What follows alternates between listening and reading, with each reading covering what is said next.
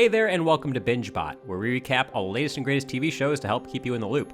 Today we're taking a look at Shogun, the Emmy Award-winning historical drama based on the 1975 novel. Set in the late 16th century, this striking tale follows an English sailor who gets shipwrecked in Japan, and soon becomes entangled in a vicious fight for power between the warlords who rule the country. As always, if you guys want to support our channel, you can do so via YouTube memberships, Patreon, or Buy Me a Coffee, and unlock early video access and other cool perks in the process. Well, let's see if Shogun lives up to the hype, starting with Episode 1, Anjin. In the year 1600, the international trade market in Japan is dominated by the Portuguese Catholics, keeping the island a secret from their religious opponents, the European Protestants. In an effort to discover this world of untold riches, the Dutch vessel, the Erasmus, sails towards Japan, but eventually the crew starts to succumb to starvation and thirst. While an English pilot, John Blackthorne, still holds out hope, the captain of the ship shoots himself, leaving Blackthorne in charge. When the Erasmus finally crash lands on the shores of Ajiro, the local samurai descend on the ship, capturing Blackthorne and the rest of the crew. Meanwhile, Lord Yoshii Toranaga, the honorable ruler of the Kanto region and one of the 5 regions of political power in Japan, arrives at Osaka Castle to meet with Lord Ishido and the other members of the Council of Regents. Formed by the recently deceased ruler, the Taiko, the Council of Regents are intended to hold political court until the royal heir, Lord Ieyasu, turns 16 years old. Unfortunately, the council schemes for permanent power, guided by the vengeful Lord Ishido, and as such, aim to remove Toranaga from the equation. Backed by his son, Nagakado, and his closest supporters, Toranaga meets with the council, who falsely accuse him of conspiring to betray them and usurp the throne, especially since Lady Ochiba, the mother of the heir, is being held at his castle in Edo. 落ち葉の方様をお返しいただくことは大老評議においてすでに決しておる。従わぬのならお主にはそれ相応の責めを負っていただく。 Although Toranaga promises that Lady Ochiba is safe, they demand the lady be returned to Osaka within 7 days, and as consequence, Toranaga faces impeachment from the council. Trapped at Osaka Castle as a political prisoner for the time being, Toranaga catches wind of the Erasmus shipwreck thanks to a spy in Ajiro, and sends his military general, Toda Hiramatsu, to investigate. Back in Ajiro, the ruler of the Izu region, Lord Yabushige, arrives, and after trying to figure out Blackthorne's goals, he ultimately decides to confiscate the Erasmus and its decent stock of weaponry. The next morning, Hiramatsu arrives and proclaims that the Erasmus and its contents are the property of Lord Toranaga, foiling Yabushige's plan to take the ship for himself. Additionally, Hiramatsu decides to bring Blackthorne back with them to Osaka, as Toranaga is interested in meeting him. Boarding the Lord's ship and leaving the Erasmus behind, Blackthorne meets a Spanish navigator, Rodriguez. Though Rodriguez is loyal to the Portuguese, he's a welcome sight to Blackthorne and one of the few men able to speak his language. Later, when a terrible storm nearly capsizes the ship, Rodriguez falls overboard, leaving Blackthorne to guide the ship safely towards the coast.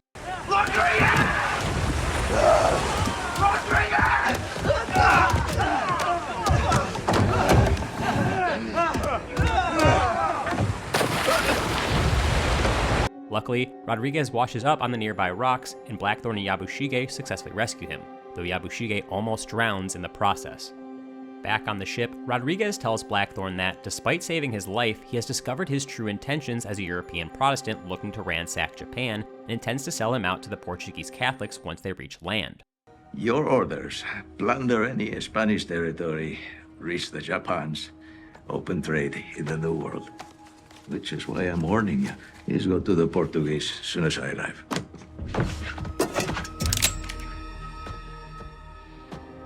Arriving in Osaka's port, Blackthorne is astonished at the size and the spectacle of the city, and is brought to meet with Toranaga and his ally, Lady Mariko. Completely out of his element and left with nowhere to run, Blackthorne bows his head in reverence, unsure of what the future holds. Episode 2, Servants of Two Masters. In Osaka, Rodriguez is true to his word, and he tells the local order of Portuguese Jesuit Catholics about Blackthorne, handing over his private journal as evidence. However, Martin Alvito, a priest and a translator, is unsure about their ability to prosecute Blackthorne as a pirate, suspecting that Toranaga will interfere.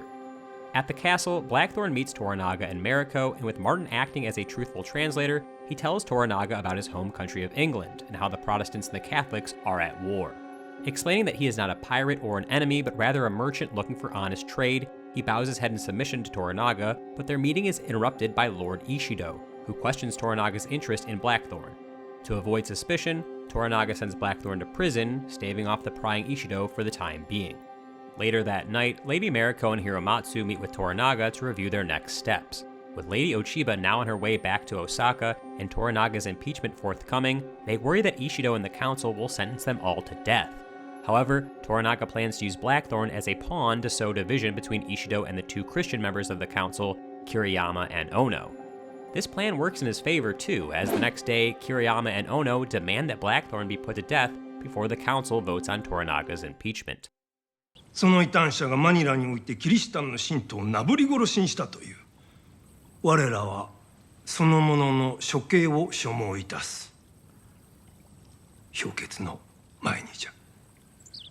Afterwards, Ishido visits Yabushige to inquire about the fuss around Blackthorne.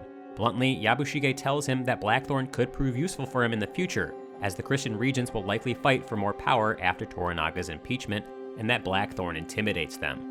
As such, when Blackthorne is blindfolded and ushered into the woods for execution, he is saved by Yabushige and his men, who slaughter the guards and free him from captivity. Brought before Toranaga yet again, and with Mariko serving as a translator, Blackthorne explains the Portuguese and the Spanish have divided the world into two halves, laying claim to all the undiscovered lands. Ultimately, the Portuguese plan to replace any non-Catholic leaders with their own, overthrowing the governments and inciting violent rebellion where needed, and Japan is just another country for them to conquer. ポルトガルとスペインの2つの国が東洋の島々を分け合ったと信じているようでございます。日の本はポルトガル領だと申しております。Shocked, Toranaga sends Blackthorne to stay in his personal quarters while he meets with Martin Alvito, who asks that the Portuguese trade vessel, the Black Ship, be allowed to leave Osaka. Considering what Blackthorne had just told him, Toranaga denies, stoking further tensions with the Jesuits and the Christian regents who profit off of them. That night, an assassin breaks into the West Palace and slays several guards and maids before she is mortally wounded by Toranaga. Though everyone initially assumes that the assassin came for Toranaga, they soon realize that Blackthorne was the actual target, proving that his presence in Osaka has already deeply rattled the status quo. Episode 3, Tomorrow is Tomorrow. Following the assassination attempt, Toranaga orders Yabushige to escort several of his allies and their families to the village in Ajiro, including Blackthorne, Lady Mariko, and Hiromatsu's granddaughter, Fuji. However, as the caravan sets out, Toranaga stealthily swaps places with one of the women in the enclosed litters, sneaking his way out of the city. Unfortunately, when night falls, the caravan is attacked by Regent Kiyama's men, and Toranaga is forced out into the open, leading to a brutal fight. As dozens of soldiers fall, Mariko's husband, Buntaro, holds the line with his samurai, while Toranaga, Blackthorne, and the rest of the group escape to the harbor. With enemies hot on their tail, they manage to sail away to safety, but Buntaro is unable to make it, and he disappears into the city, fighting off the remaining guards. Once aboard a modest galley boat, Blackthorne notices that the port is being blocked by dozens of boats full of Kiyama's soldiers, ready to board or sink them. Seeing no other option, they decide to approach the massive Portuguese Black Ship and strike up a deal.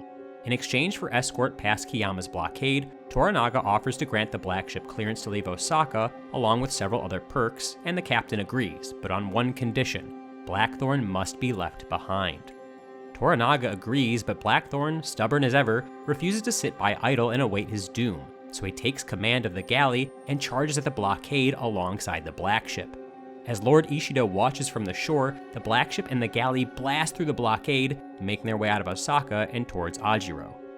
The next morning, with the entire party back aboard the galley, Toranaga extends his thanks to Blackthorne and asks him to teach the ways of Western weaponry to a new regiment of soldiers with Nagakado and Yabushige. On the condition that the Erasmus and its crew are returned to him, Blackthorne agrees and is granted the prestigious title of Hatamoto.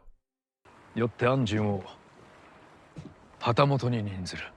He has made you Hatamoto, which is a very great honor.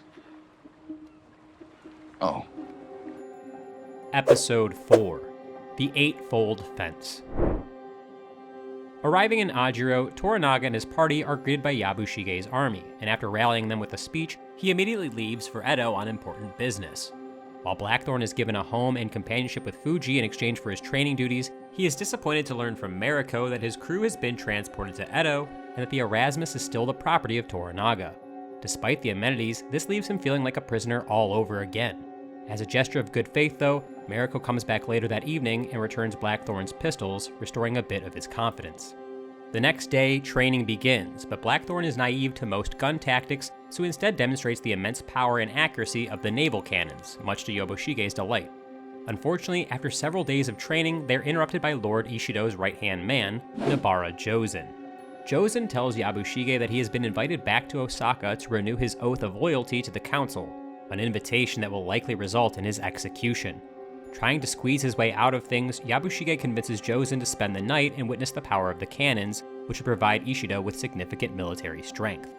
That night, Mariko, Fuji, and Blackthorne share dinner, and wanting to show his thanks to Fuji for her support thus far, Blackthorne gifts her one of his pistols. In return, she bestows upon him her late father's swords, further cementing his position as Hatamoto and strengthening their relationship simultaneously. Later, now willing to act on her attraction to Blackthorne, Mariko wakes him up in the middle of the night, and the pair get intimate. The next morning, Yabushige's army prepares to demonstrate the power of the cannons to Jozen, specially arranged by Nagakado. In a surprise, Nagakado scolds Jozen and fires several chain shots in his direction, obliterating his men and their horses. As Jozen bleeds out on the ground and Yabushige begs for the violence to stop, Nagakado coldly executes him, a blatant act of war against the council. Episode 5. Broken to the Fist. Following the massacre of Jozen and his men, Toranaga and his enormous army return to Ajiro, but much to everyone's surprise, Mariko's husband, Buntaro, is still alive, having escaped Osaka with the help of some Ronin warriors. Upset over Nagakado's lack of foresight in killing Jozen, Toranaga relieves him of his duty in training the new cannon regiment and instead hands over control to Yabushige's nephew, Lord Omi. To make matters even more uncomfortable, Buntaro moves into Blackthorne's house on orders from Toranaga, an arrangement that's awkward for all parties involved. Over dinner, Blackthorne and Buntaro have a sake drinking contest to assert dominance, and the tensions grow tenfold. When Blackthorne suggests that Buntaro should treat his wife better, he scoffs and forces Mariko to tell Blackthorne about her past.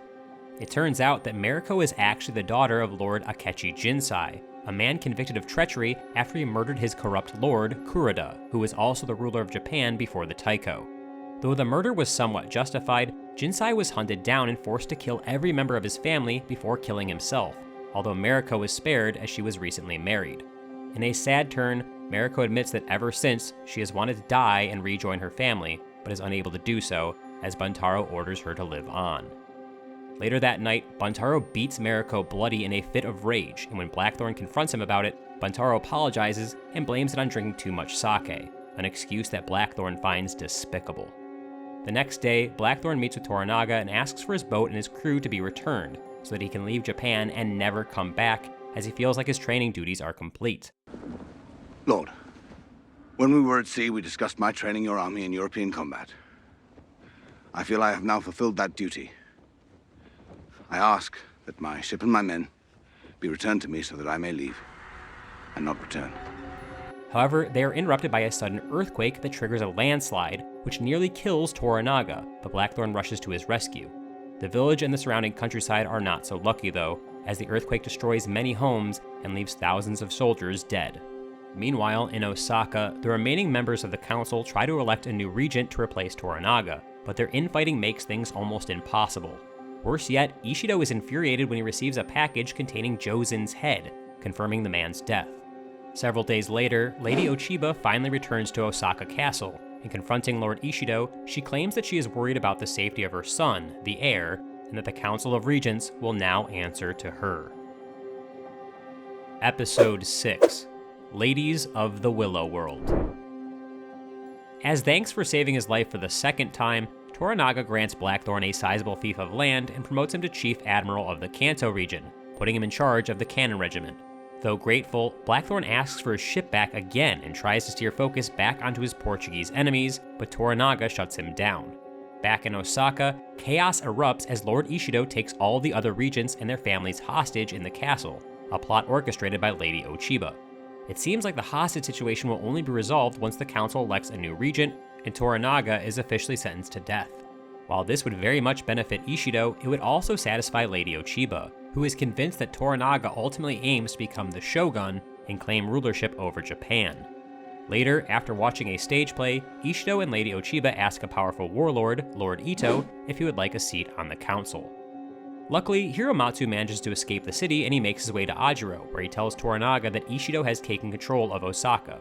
Hiromatsu proposes that they invoke Crimson Sky, a last resort military plan that would see them rush Osaka Castle, kill the current Council of Regents, and create a whole new government with Toranaga as ruler. However, Toranaga vehemently denies, stating that he has never wanted to be the shogun, and he never will. Back at Osaka Castle, the council meets to vote on whether or not Lord Ito will join their ranks. While Kiyama and Ono vote yes, Sugiyama, the often reserved regent, refuses to vote altogether. Speaking the truth plainly, he states that there is no solid evidence against Toranaga, that the council has become corrupt. Knowing that his life is in danger for speaking out, Sugiyama tries to flee the castle, but he's ambushed by Ishido in the nearby woods, who kills him and his entire family. When news of Sugiyama's death reaches Toranaga, he decides that enough is enough. Refusing to let Ishido's corruption thrive, Toranaga declares that Crimson Sky has begun. あだなす恐れあらば、必ずやお世継ぎをお守りいたす。好天じゃ。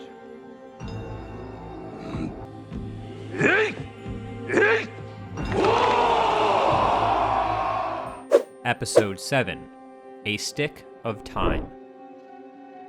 In preparation for Crimson Sky, Toranaga reunites with his half-brother, Saiki Nobutatsu, in hopes that he will supply troops for the attack on Osaka Castle. Unfortunately, this plan backfires in a major way. During dinner, Saiki reveals that he has joined the Council of Regents by invitation of Ishido, effectively betraying Toranaga.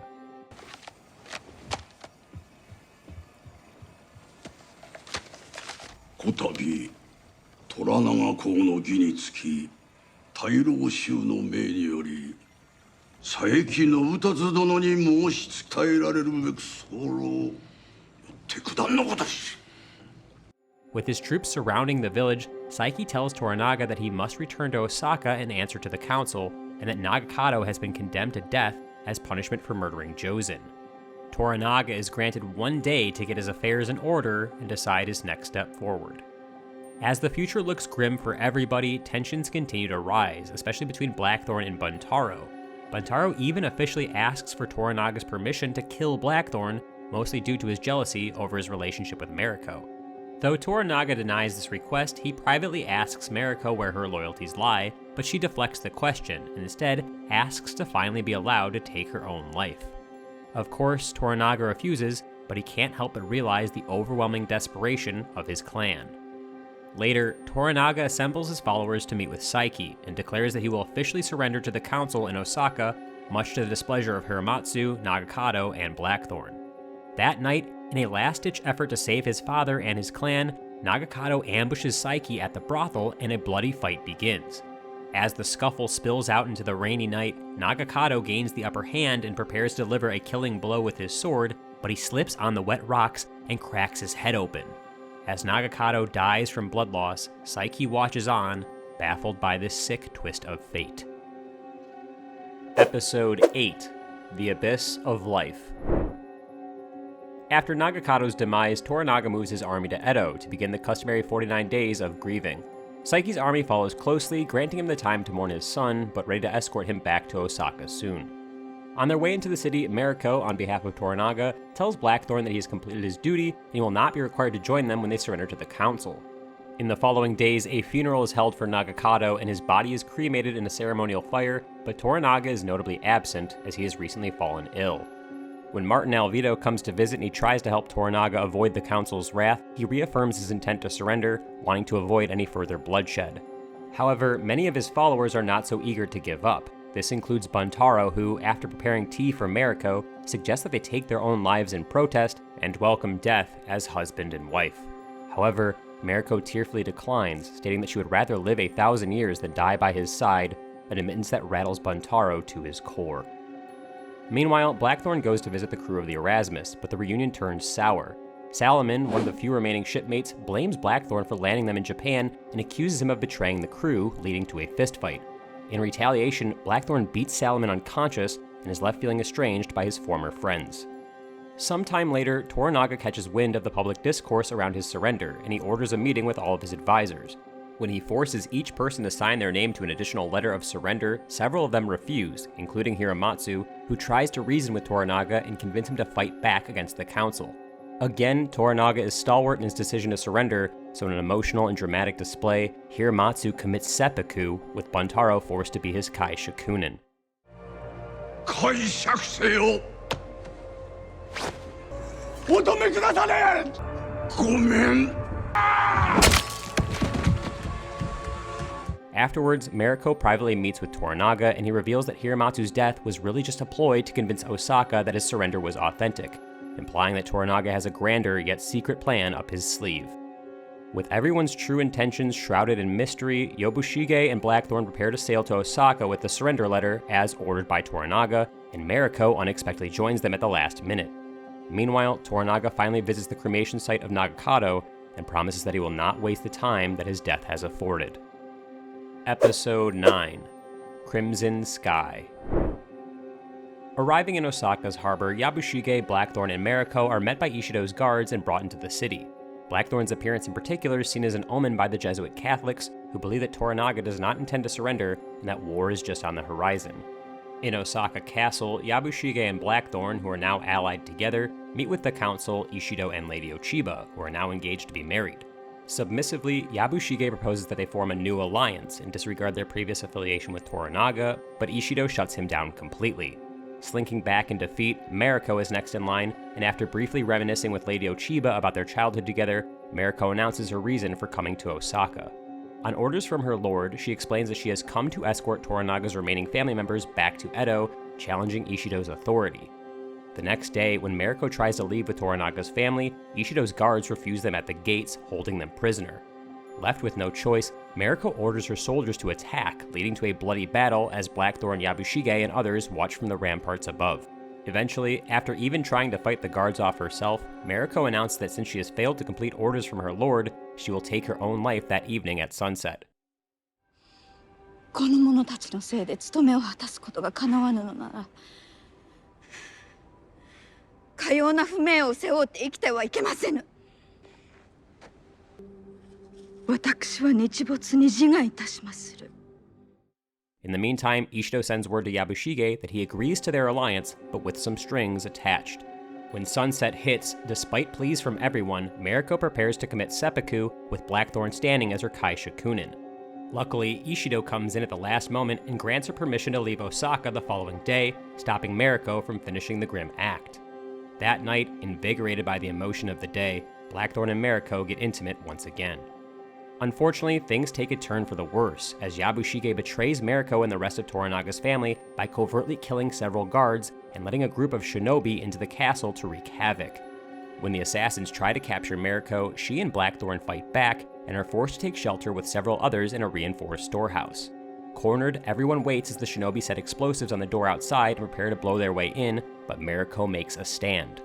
Announcing her protest against Ishido and his obvious attempt on her life, she stands in front of the doors, and as Blackthorne and the rest watch on in horror, Mariko is consumed by the blast and is killed instantly. Episode 10: A Dream of a Dream. In the moments after the explosion, Blackthorne is overcome with grief as he mourns over Mariko's lifeless body, while Yabushige is rattled by the consequence of his treacherous actions. When Toranaga learns of her death, he sends a message of protest to the council, declaring that he no longer intends to surrender, but instead is preparing for war. In response, Ishido claims that the attack was the work of Toranaga, and they all vote to go to war with Toranaga after Mariko's funeral, with support from Lady Ochiba and the heir. Days later, after recovering from his wounds, Blackthorne wakes up and he learns that Mariko has already been buried, but luckily, he has been granted permission to leave Osaka. Escorted to the harbor by Martin Alvito, he also learns that his life has been spared by the Catholics as a favor to Lady Mariko, who personally asked for Blackthorne's safety. Sailing out of the city, and with everything that has happened, Blackthorne is overcome with emotion and gratitude. Aboard the galley with Yabushige and the rest of Toranaga's family, Blackthorne makes his way back to Ajiro, but as they arrive, he is devastated to see that the Erasmus is in sunken ruin. Once on shore, Yabushige is forced to hand over his swords to Lord Omi and is brought before Toranaga to answer for his suspected involvement in Mariko's death. When he confesses, Toranaga coldly orders him to commit seppuku before sunset the next day, and that night, Blackthorne returns to his home and meets with Fuji, who tells him that now that her duty to Toranaga is complete, she plans to leave the next day and begin her future as a nun. Meanwhile, Toranaga's men continue their violent search through the village in order to find those responsible for sinking the Erasmus, but Blackthorne is upset by the needless death. Meeting with Toranaga the next day, he requests that the villagers be left alone, and he even tries to end his own life in protest, so Toranaga relents and orders him to rebuild the Erasmus and lead a new fleet of ships under his banner. 気が済んだのであれば、あの船を立て直し、わしのために水軍を作るがよい。